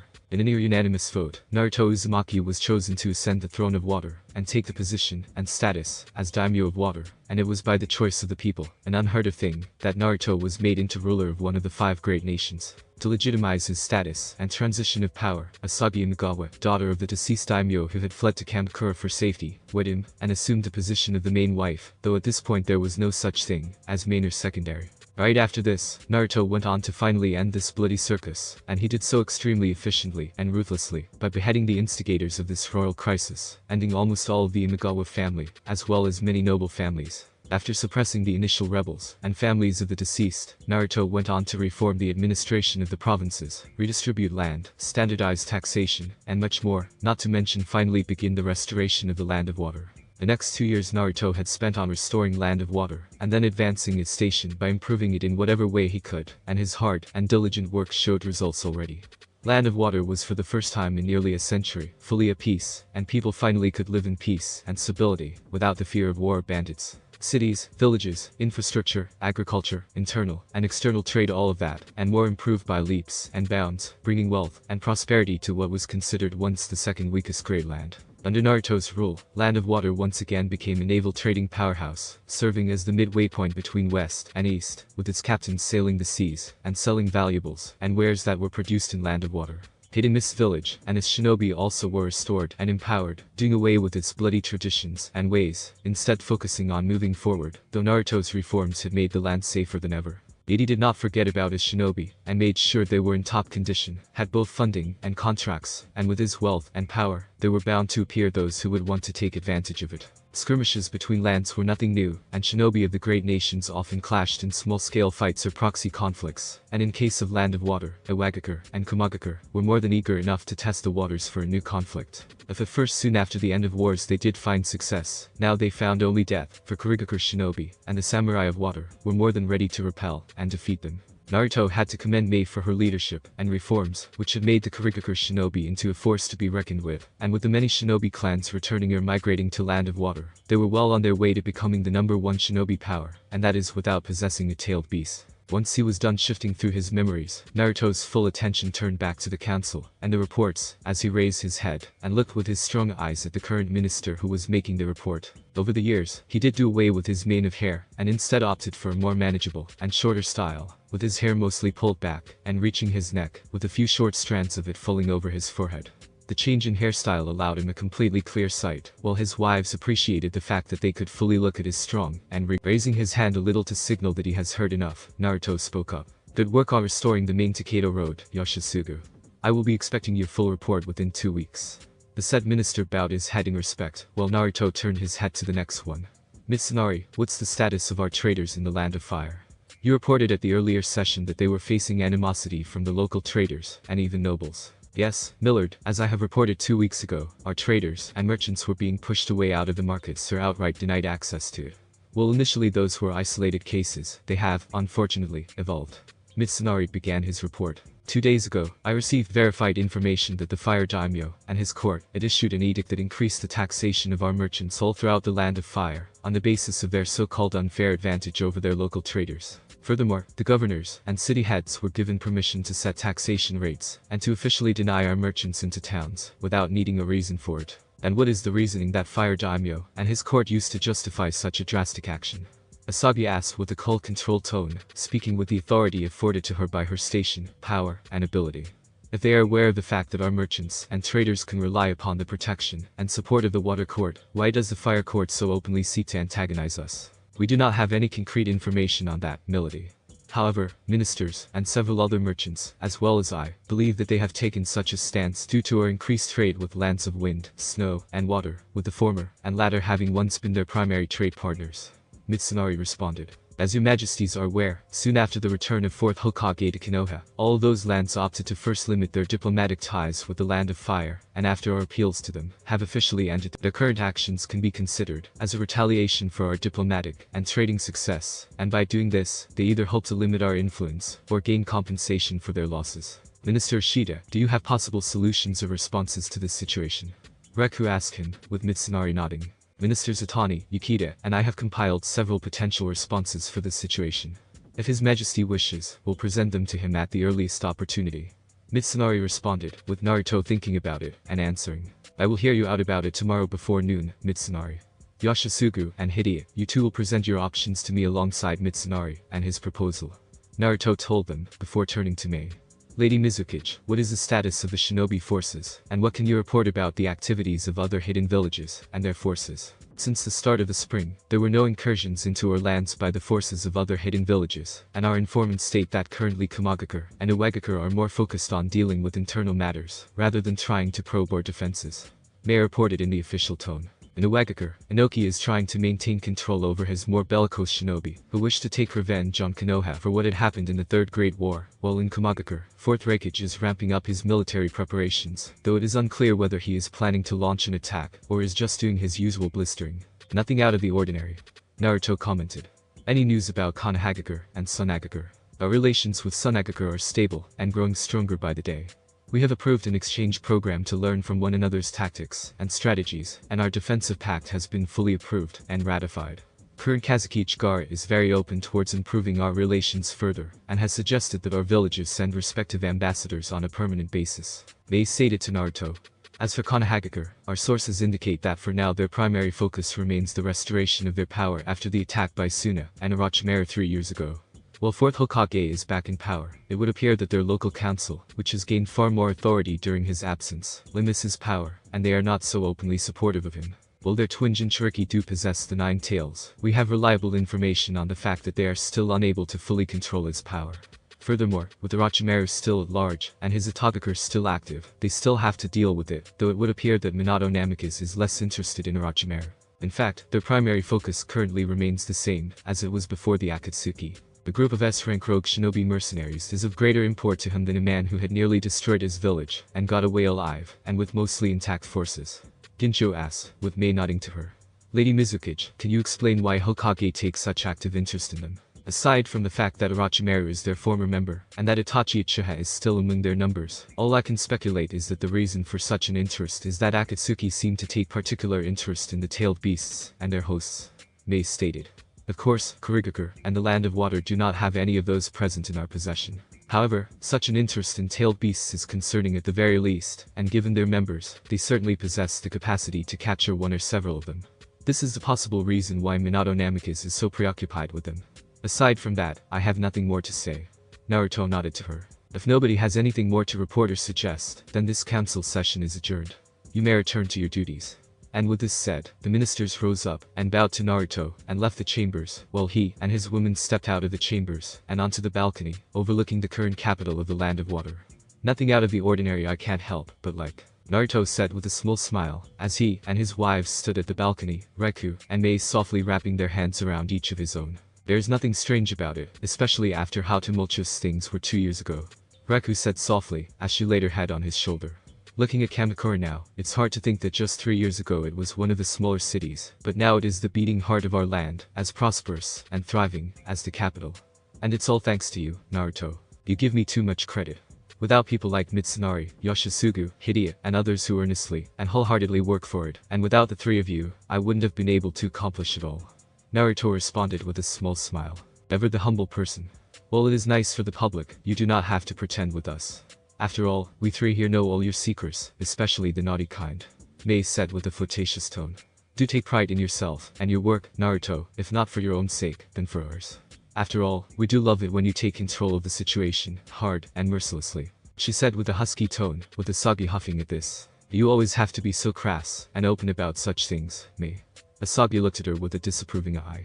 The last thing people need to know is what is going on in their daimyo's bedroom. Though, I think they know quite well what is going on in there, especially when it is your turn to be conquered, my dear. Mei said with a wink, while Asagi blushed up a storm. Stop it. Reku, how can you stand her being so even after all this time? Asagi could not fully handle Mei, and her near-open discussions of intimacy. I grew used to it, and besides, I do not mind people talking about me, and our husband. Reku responded. If anything, I do find it somewhat amusing, hearing maids of these young ladies whispering about how our husband can take us all in one night, and coming up with the various ways we make love. Yes, they are quite amusing, though it might be best to not tell them all the details. We wouldn't want to crush their meager fantasies with the overwhelming reality. Mei suggested.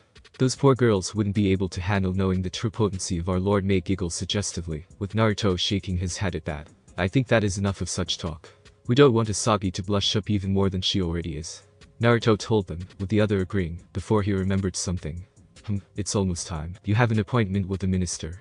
You didn't tell us. Reku said with a bit of a surprised look, with Naruto shaking his head. No, it's not one of the ministers. Rei had asked to have lunch with me at the Uzumaki mansion, and said she wished to discuss some matters of the clan. Naruto told them. More like she is trying to make you spend more time with her, using any opportunity she can get. Asagi commented in a calm, collected manner, without any hostility. I have to give her credit for persistence and diligence in her approach. It is not like that, Asagi. At least, not completely. Naruto sighed. Sure, Rei can be suggestive and flirtatious, quite like me, but when she wishes to discuss serious matters, she is fully committed to doing that. Yet you cannot deny the fact that she is more than willing to become your concubine, or rather, your clan wife, as she called it. Reku reminded him. After all, you are the son of Amaterasu, and the man responsible for giving the Uzumaki clan a new home, and a chance to rebuild here in Kamakura. Given the history of the Uzumaki, and all you've done for them, and her, it's obvious she is more than just eager to become yours alone. And if anything, we wouldn't mind a bit of an expansion in our ranks. The more the merrier, as they say. Mei chuckled at that, with Naruto sighing at that. And what if I were to say that I am content with just the three of you? Naruto asked them. Then we would call you selfish and heartless. Mei jokingly answered. You are daimyo of Land of Water, and a demigod in all but name, Naruto. Compared to you, most daimyo have from 20 to 50 concubines and wives, with some exceeding that, and they are a joke when compared to you. And well, you only take those you care for and love. We all know your heart can fit more than just the three of us, or rather your virility and stamina are far more than just the three of us can handle. And yet I do not hear you complain about either of those. Naruto noted. With the way you take us, we can't exactly complain, figuratively and literally afterwards. Reku chuckled a little, before she kissed his cheek, leaning closer to his ear. Let's not pretend that you do not find her attractive in looks and personality, only a liar or a blind man would say it. If you fear our response, then don't, for we've already told her that we approve of her, and gave her all the encouragement we could. Plotting schemes behind my back, are we? Naruto jokingly asked them. It would seem you need some discipline, for good ladies do not do such things behind their husband's back. Yes, it would seem we do need some discipline, and we have been very bad ladies, as of late. Mei played along. Will our lord teach us proper etiquette and morals tonight? Reku asked quite daringly, while Asagi could not bring herself to play along. Do you really have to say it like that?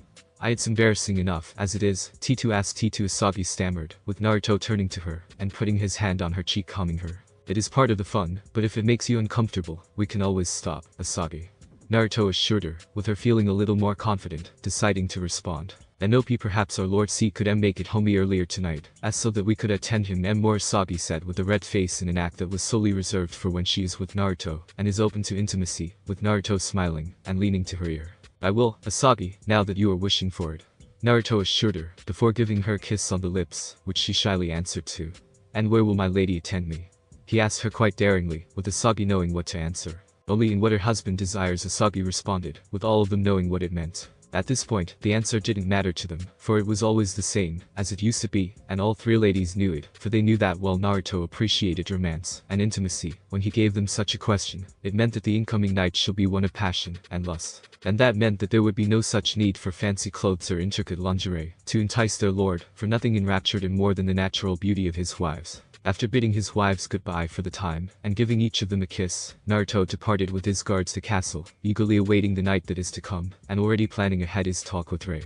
And all the while he enjoyed his current life, and wished that it could stay the same, and never change, yet in the back of his mind he knew that it was not to be. Konoha, Hokage's office. Minato Namikaze, the reinstated 4th Hokage, and the yellow flash of the Leaf Village, was sitting in his office, and contemplating the situation he and his village were currently in right now. While few could argue with the fact that Konoha was currently at its strongest it had ever been, and with the peace reigning people prospered, Minato, and those who paid attention to the things, and what was really happening, knew that there were quite a few issues brewing up within and outside of Konoha.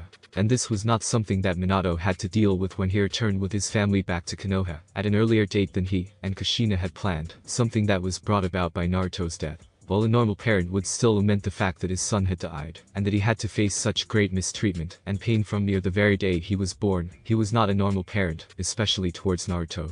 Minato lamented not his death, but the fact that it came so early, and had ruined the plans he, his teacher, 3rd Hokage, and Kushina, had made years in advance. Both he and Kushina had long since come to terms with the fact that this was a necessary sacrifice, made for the good of the people, and there was no point in thinking what would be if they had done differently. Doubt was not something that they needed to deal with, so they accepted the fact that Naruto was a sacrifice that needed to be done, and that was it. They were shinobi, and it was expected, for the good of the Leaf and its people, to make whatever sacrifice was necessary, and this was no different in his mind. Naruto was made into a sacrifice for the sake of Leaf, his family, and the whole world, and, as Jiraiya argued, there was no better honor than to die to help bring world peace, which Menma and Natsu were meant to establish. It was always an established fact that Naruto would not live for too long, perhaps perish, and die before or shortly after turning 20 or so, but to die at 13, and when his siblings were not yet able to gain control of Kyuubi. This complicated matters quite seriously, as the village lost its Jinchuriki, and soon after the elation of the death of supposed Demon Fox vanished, the realization of their weakness and insecurity settled in. Fortunately, before things could deteriorate to panic, Minato and his family made their return, and with the recommendation and command of Fire Daimyo, he assumed the control and command of Konoha and its shinobi. While the populace generally greeted the return of their greatest shinobi with happiness and elation, behind the closed doors, the council had made it clear that they were not very pleased with the fact that they were lied to about this whole affair.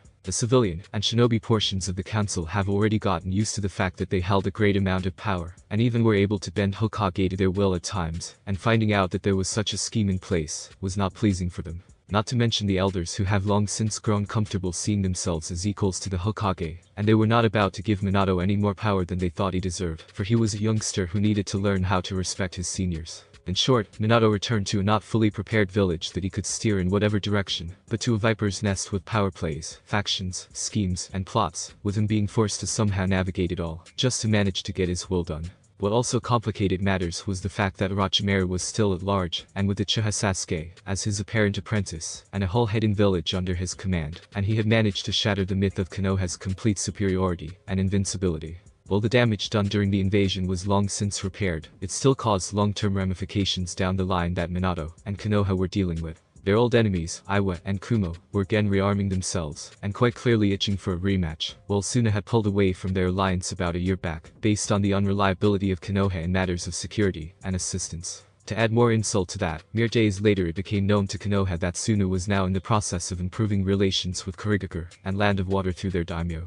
And this was where Minato's current concern and thoughts lied with the Land of Water and its relatively new daimyo, a man who calls himself Naruto Uzumaki, and who is hailed by the people of Water as a savior, demigod, and more. In all honesty, Minato and other high-ranking members of Konoha did not know what to think of this man, for their information was limited and not complete, for Kurigakure and his shinobi were extremely good at dealing with their informants. Could he be just someone sharing the name of his son, or was he using it for some kind of scheme? What was known and understood by Minato was the fact that this man had risen in an extraordinary notion, having unified and strengthened a long-fractured and ravaged land, turning it into a powerhouse that everyone was forced to acknowledge. Their economic and trading influence were felt even here, while his shinobi and regular forces were on a whole new level, and this was causing quite a concern to the Fire Daimyo and his court, hence why they issued Minato a special order. One that was bound by duty to complete, hence why he ordered for specifically selected shinobi to arrive here, so that they were to be given a mission. Soon enough, the door opened, and through it stepped his wife, Kushina Uzumaki, Jiraiya, Kakashi Haddock, Kurenai Yuhi, Asuma Saratobi, and his former team, consisting of Shikamaru Nar, Ino Yamanaka, and Shoji Akamichi. Once they were inside, and the doors closed, Minato began to talk. Thank you all for arriving on such short notice. I am sure I do not have to tell you that the mission you are about to be assigned is of utmost importance, and that you are not to speak of it to anyone. Once you are assigned, you will leave at the soonest opportunity, and will not return until it is completed. Minato spoke up to them in an official Hokage tone. This is a deep undercover recon mission, which may last from several weeks to half a year, if needed, and will carry with itself all of the dangers of such a mission. If any of you wish to quit, do so now, and nobody will hold it against you. Kid, I'm sure you know that those who are here are fully aware of all the dangers and risks, and that we'll still take up this mission. Jiraiya responded with his usual tone. Just give us the details, and watch us do our best. My former team and I are ready for anything, Lord Hokage. Asuma stated, with Kurenai and his former team nodding to it. I'm personally itching for a mission. It's been ages since I've been to the field, so come on, Minato, just tell us what you want us to do. Kushina eagerly answered. Well, I've assumed that this isn't going to be a walk in the park, but whatever you have for us, we'll do it, sensei. Kakashi responded, with Minato satisfied with their responses, opened up his drawer, and pulled out their scrolls for them, before giving it to them. These are your specific orders that you complete while on that mission. Now, as for the mission itself, it comes directly from the Fire Court and Lord Daimyo himself. Your goals are to infiltrate the Land of Water, and to make a full assessment of their military, political, economic, and shinobi situation, and along with that, you are to investigate and learn everything you can about its current political leadership, in particular about their Water Daimyo. Minato stated to them, with the people he summoned immediately growing serious, while Kushina looked at him with surprise. Lord Hokage, you mean our orders are to investigate whether or not that Water Daimyo really is Naruto or not? Shikamaru immediately asked, with Kushina stiffening at the mention of her discarded son. I was under the impression that he died in battle with Sasuke 3 years ago, and his body was destroyed after it was retrieved. Yes, it was, and well the general consensus in the council, and me, is that this man is either simply sharing his name or is using it for some reason. We simply do not know anything concrete aside from his recent activities in the last 3 years, and even then we only have second-hand reports. Minato stated. It is your job to establish who he is, and what his intentions and plans are. From what we know for certain is that he is 22 to 26 years old, and clearly has had extensive shinobi training, possibly having been one, and is considered to be extremely skilled and powerful in ninja. This Naruto appeared out of nowhere, and if reports are to be believed, single-handedly ended the battle at Kamakura by killing Yugure, by, quote, manifesting a divine power from the gods, and slaying Yugure in his tailed beast mode. Sounds far-fetched, I know, but most of the reports we have all have such things in them told about him, with many going as far as to call him son of Amaterasu herself, the goddess of sun, life, and light, as well as royal power. Jiraiya stated. She is also considered to be the progenitor of the Uzumaki clan, and our main patron goddess. Kushina added. To so boldly claim to be her son, this man is either seeking death, or is plain stupid, for no one would dare to do so. I doubt he is even a real Uzumaki, just some no-name who thought to usurp my family's name. Well, regardless whether he is an Uzumaki or not, people prefer to believe he is at least descendant from Amaterasu, and with the feats he was displaying, it only served to reinforce his supposed divinity. After the battle, he married a prominent feudal lady by the name of Raikou Minamoto, and became lord of Kamakura, and after their forces, and the current Mizukichi de facto reunified the Land of Water, he returned back for a few months to Kamakura. However, when the water daimyo was poisoned, and the court and the capital erupted into bloodshed and chaos, Naruto went there with his army, after having taken Asagi Imagawa, the daughter of the late daimyo, as his new wife.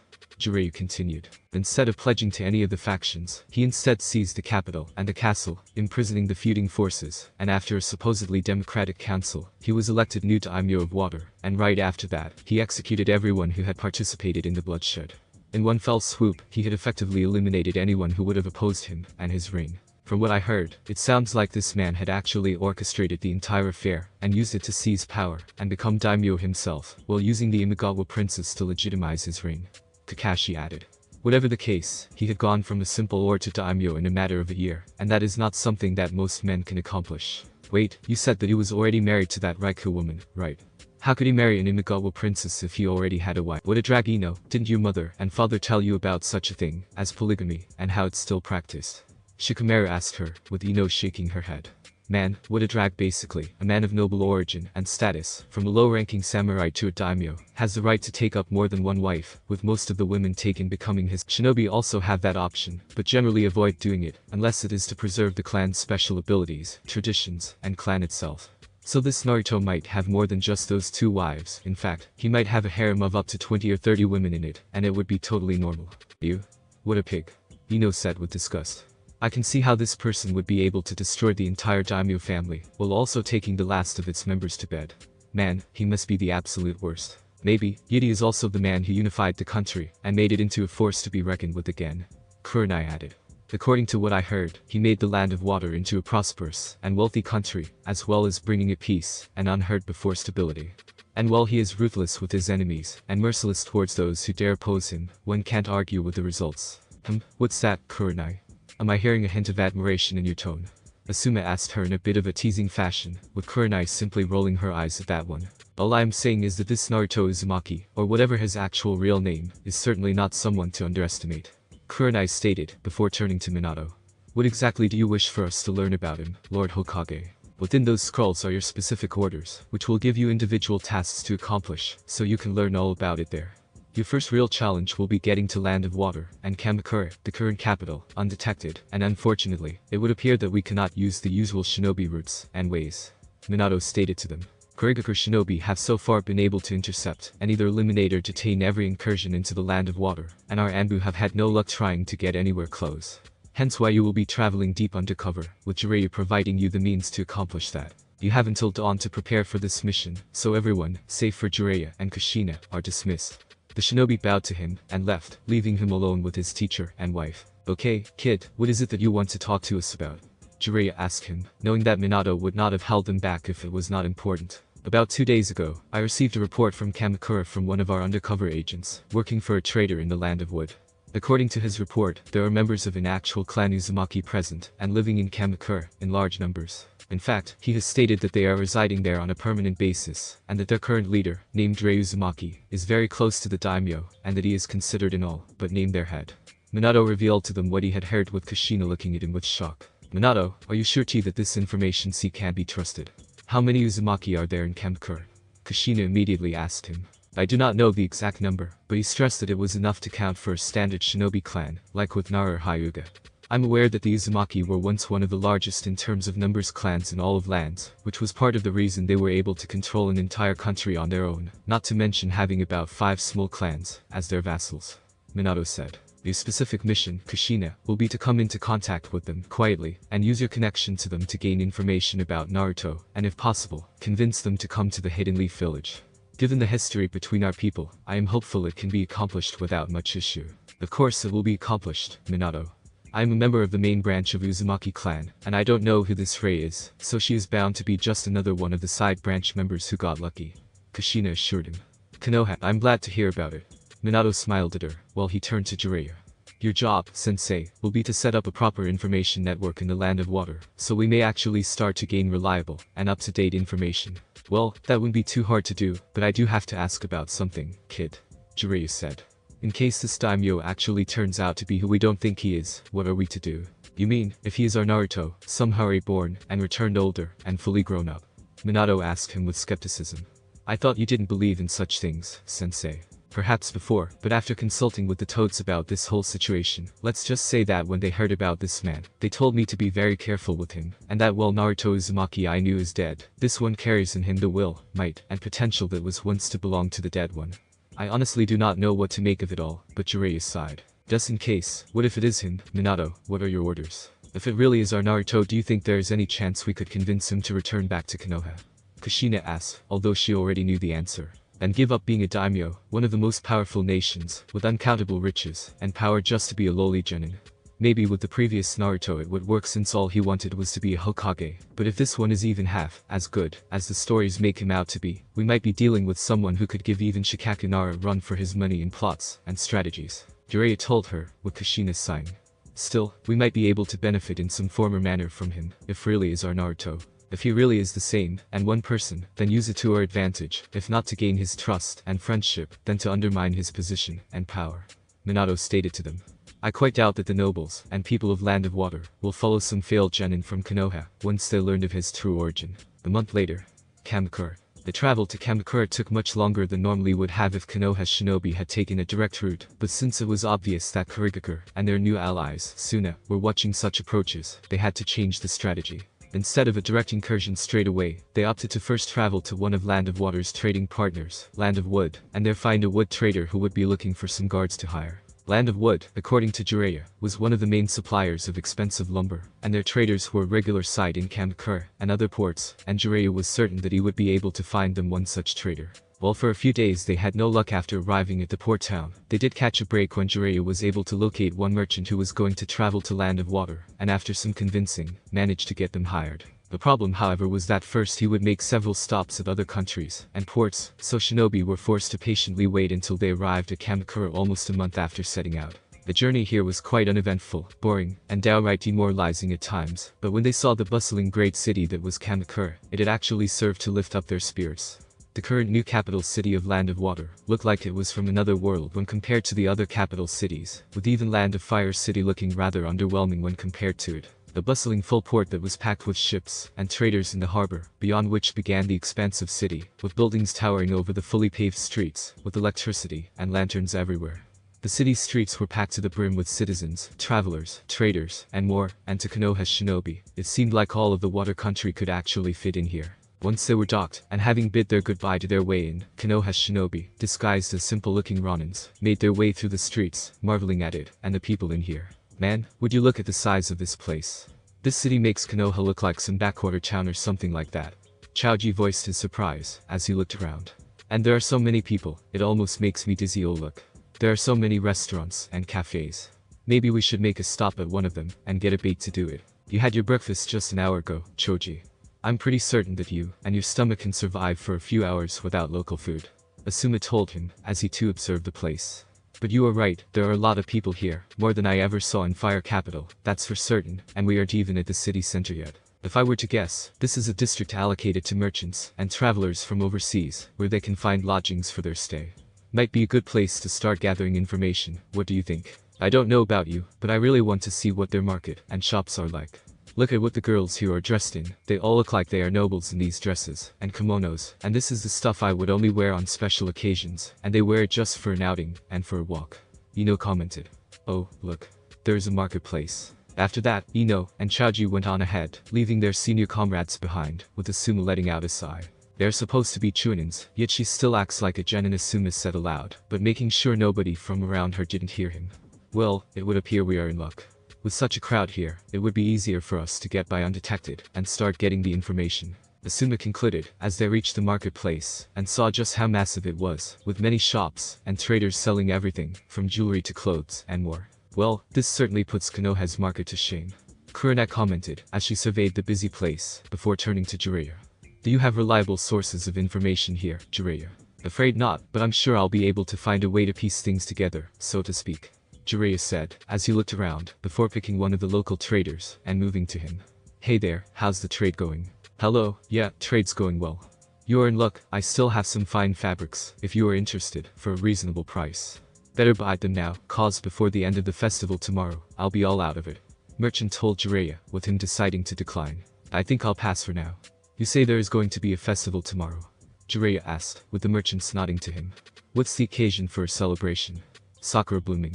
No, we had that one already. This is a festival in honor of the end of bloodshed and all the wars 2 years ago. Merchant informed Jiraiya. Ever since our new daimyo took power, he's brought us peace and prosperity, not to mention unheard of security and stability. Just some 5 years ago I couldn't go to another city on this island without getting a whole squad of mercenaries, but now I can go all around the country without any fear that I would be robbed. Sounds like your new daimyo is a pretty serious person. He must not really like it when people don't do what he says, or say things that aren't nice about him. Jiraiya noted seemingly offhand, with Merchant scoffing at that. I'd like to see someone stupid or rather ignorant enough to criticize Lord Naruto, especially after all he has done for the people. In just 2 years he has fixed practically everything that the Imagawa and their advisors have destroyed or made worse, and that's not to mention finally dealing with all those warlords and bandits. Merchant started with fervor. All that the previous daimyo Yeah, I heard all that, and yet I also heard that he had caused the downfall of the Imagawa to begin with, not to mention eradicated all, but 1 or 2 of them. Jiraiya reminded me. That's what they say in other great countries, I've heard all that plenty of times. I do not know myself, and to be quite honest, I am actually glad that the Imagawa are gone, save for Lady Asagi, Amaterasu bless her. If anything, Lord Uzumaki has done us a great favor disposing of those bastards for good. Merchant stated with conviction. They definitely never were in the previous capital during another one of the turmoil, when a daimyo died or something like that. Streets ran red with blood from all the fighting, and nobody was spared, whether a participant or just some local unlucky soul who happened to be there at a wrong time. Now with Lord Uzumaki in charge, we don't have to worry about some overly ambitious fool starting trouble again. Even if it means possibly getting killed, if it means peace is preserved. Jiraiya asked, with the merchant looking at him with a not-so-friendly eye. I don't know why you are asking all of this, nor do I think I ever heard your name. In fact, you've got a rather funny accent, one that I think I've heard before, but I can't figure out where Merchant narrowed his eyes at Jiraiya, who understood that he had overstayed his welcome. Well, sorry for being a bother, I'll just watch where you are going. Jiraiya said with indignation, when he nearly bumped into a tall and strong-looking young man with quite a number of scars on his face, which didn't seem to detract from his natural handsomeness. Sorry, I didn't mean to. The man tried to apologize, but didn't manage to do so when he saw Jiraiya already leave with his group, while the man looked at them with focused eyes, finding them and the man strange, before turning back to the merchant. Good day Matsuoto. Looks like I've scared off a customer of yours. The man jokingly said, with the merchant waving it off. Oh, don't worry about it, Lord Namasa. That man wasn't buying anything, yet talking and asking all kinds of strange things about our daimyo and his rule. Merchant said with irritation. Honestly, he and his friends over there all look like trouble, so maybe it's best that I didn't sell them anything. Anyway, enough about them. Are you here for your order? Yes, and plus pack me that black one with yellow motif in there, the same amount of roll as I ordered before. Namasa said, with the merchant immediately preparing the order. So, what exactly did that weirdo talk about our daimyo? Oh, you know, the same old things that all of them high-class foreigners like to say about him. How he destroyed the Imagawa, took power, and everything else. As if any of them actually know anything about how things were here before Lord Uzumaki ascended the throne. Merchant said. Although, there was something strange about the way he was speaking, his accent. Oh, now I remember. He's got the accent of a man from a fire country. The man spoke with surprise, as he remembered, with Namasa raising his eyebrow at that. From fire country? Are you sure about that? Namasa asked him. Yes, now I'm certain about it. I've actually made business with traders in Land of Waves when they were still trading back a few years ago, so yeah, I know my accent when I hear them. Merchant said, as he finished the order, while Namasa turned to look at the group of the supposed Ronin, focusing his attention on the woman with the long red hair. Once he caught sight of her face, realization sat in his face, and he finally understood why he had such a strange feeling about these people. The moment he paid for the order, he sent his shadow clone with the materials back home, while he had a group of infiltrators to keep an eye out for. Several hours later. Park of Red Leaves. Well, that has been a waste of time, Shikamaru said tiredly, as he sat on the bench under one of the trees with red leaves. All we did find out is that the people here love their daimyo, and that he has ordered a great big temple built, and is currently making an inspection of it, as we speak. Man, what a drag this has been, and we'll have to do it for the next 5 months or so.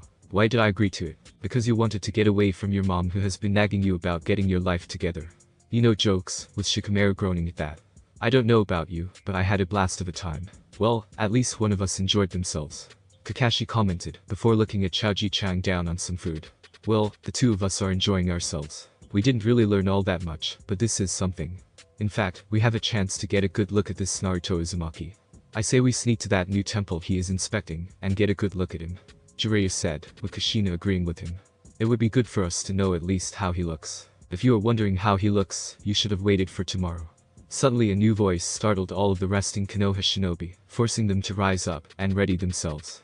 Lord Uzumaki doesn't really hide himself from the people, and was going to make a speech and open the festivities, but I'm afraid you won't be able to witness it, Konoha shinobi. Then from the trees into the open stepped the man who had bumped into Jiraiya earlier. Konoha shinobi. Friend, I think you got the wrong idea. How can we be shinobi? We are just your regular run-of-the-mill Ronins looking forward to your festival and have some fun after our work, and Jiraiya decided to try to play the legend they agreed upon, but Naomasa was not convinced. Did this lie actually work on anyone? Or do you really think people are so stupid that they won't recognize the Fire Country accent when they hear it, or won't recognize one of the 3 Sanins, just because he looks like a vagabond? Naomasa asked, as he eyed them all up. Kakashi of the Sharingan, Asuma Sarutobi, Kurenai Yuhi, and to top it all off, Jiraiya of the Toads, and Kushina Namikaze. Quite a career Hokage decided to send here. You aren't a simple civilian, are you? And while my husband may be Namikaze, I am Uzumaki, Kushina Uzumaki of the main Uzumaki branch, and direct descendant of Amaterasu herself. Kushina stated with pride, while Naomasa nearly scoffed at her. Who are you, and what do you want? You know, I would have been surprised if you had actually recognized me, Kushina. But then again, you do tend to forget both friends and family, who are no longer all that important to you. Naomasa responded, before answering. Does the name Ai Naomasa ring a bell to you? Naomasa. Wait, Naomasa, is that really you? Kushina asked him with shock, with others looking at her. You know him, Kushina? Jiraiya asked her. Yeah, now that I look at him it is you, Naomasa. Kushina nodded to them. He and I were childhood friends back when I was still in Yuzu. His mother was my first Jujutsu instructor, and we trained together. I had thought that all of the Ai clan perished alongside others when the Yuzu fell. Many of our numbers died that day, with the intention of saving as many as we could, and my mother was among the casualties. Casualties that could have been avoided, had Konoha held true to his word, and aided us in defending our land and people. Naomasa said with restrained anger. But no, instead you and your new home decided to sit back and let them destroy us, and even when survivors pleaded to be let in, your third Hokage and council decided to leave us to die. Well, we survived. Naomasa, I can understand that you are angry at Konoha for what had happened, but right now, I need you to put aside your anger, and Kushina tried to reason with him, but Naomasa was not going to listen to her. And what? Tell you everything you and your friends here want to know, like about Naruto Uzumaki, and what kind of a man he is. I've been shadowing you for quite a while, and I know what you are up against, so there's nothing you can say to convince me. Naomasa stated to her. I am going to give you one chance to surrender to me right now, and you will be treated with respect, and all the rights allocated to guests of daimyo. Persist, and I'll take you by force. Naomasa told them with full seriousness. You honestly think that you actually stand a chance against all of us all by yourself? Kakashi asked him. You face off against the best Konoha has to offer, all by your lonesome. And who said about me being alone here? Naomasa asked of him, and at that moment a squad of 7 red armor-clad warriors, armed with swords and spears, appeared from the trees and surrounded them, with Naomasa discarding his civilian garments, revealing a similar suit of light red armor, with a spear appearing in his hand. I'm sure you remember what made the Ai clan so famous, Kushina. Why don't you share with your friends who we are? Clan Ai was one of the smaller clans in Yuzu, but was the most militant and battle-hardened, with their best known collectively as Red Demons, for the armor they wore, and their ferocity and skill in combat. Kushina said aloud, as she unsealed a sword for herself. Naomasa, you do not have to do this. No, but I want to. Naomasa responded, as he readied his spear. Now then, Konoha shinobi, brace yourselves. Half a mile away. Great Amaterasu Temple. As you can see, the construction and all the polishes of the temple are complete, and now all that remains is the consecration and official opening, which you shall oversee tomorrow. Rei Uzumaki, the current official head of the Uzumaki clan, a young and stunningly beautiful woman with long flowing red hair and violet eyes, spoke to Naruto as he finished the inspection of the temple. And from then on, Amaterasu shall watch over Kamakura and protect it and its people, as well as bless your rule over this land, though I imagine you need her blessing. No, she had blessed me to do whatever I wished with my life, but you are correct, Rei, the temple is quite an architectural marvel. Naruto commented. Spacious, and large enough to hold hundreds of people at the same time, yet also decorated with luxury and grace, but without exuberance, just like she would have wanted. And it was complete in such a short amount of time. You have outdone yourself, Rei. You honor me, Millard, with your words, though had you decided to personally lead the project, you would have accomplished it all in a single night, if not sooner. Rei suggested with a small smile, as they observed the temple. I must confess that at first I did not think you would take my suggestion so close to heart and allow this temple to be built. Well, you are an Uzumaki, you are also the daimyo of Land of Water, and I thought that you would use the resources and money for more prominent projects than this one. I may be daimyo now, but I am also an Uzumaki, and if I have committed myself to seeing the clan that I call my own restored and revived, I intend to do it fully. And what better way to start it than to restore its culture and traditions, not to mention bring you closer to the people here, through creation is something that all can share. Naruto asked her. Amaterasu is a goddess for all, more so than the Sage of Six Paths, and she has become a symbol that creates something that unites people from all around the world.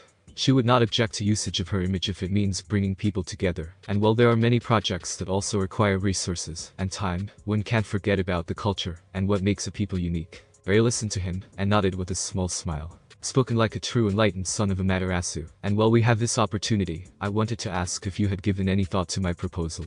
Ray asked him directly, with Naruto turning to face her. You certainly know when to pick your time to ask such things, Ray. Naruto noted.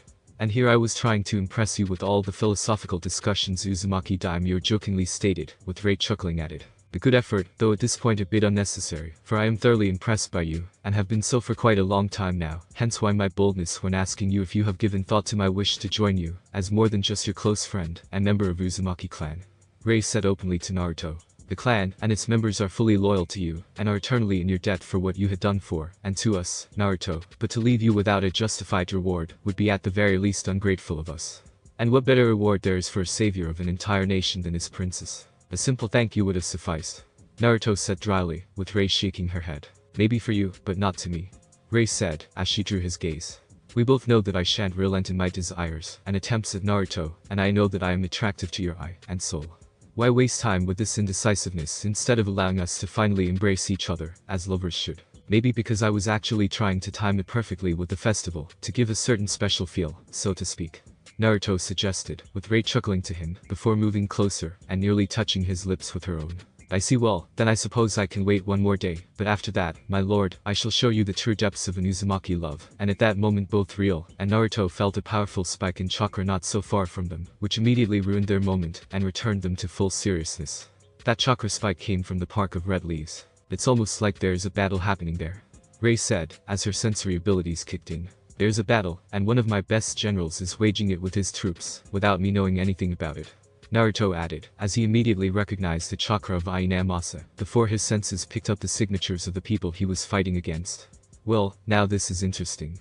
We best pay a visit there right away. I have a feeling that Namasa has prepared quite a gift for us. At the same moment, Kushina groaned as she tried to slash at Namasa. Yudi parried with his spear, and then moved it away, before kicking her away. You're getting a bit slower, Kushina.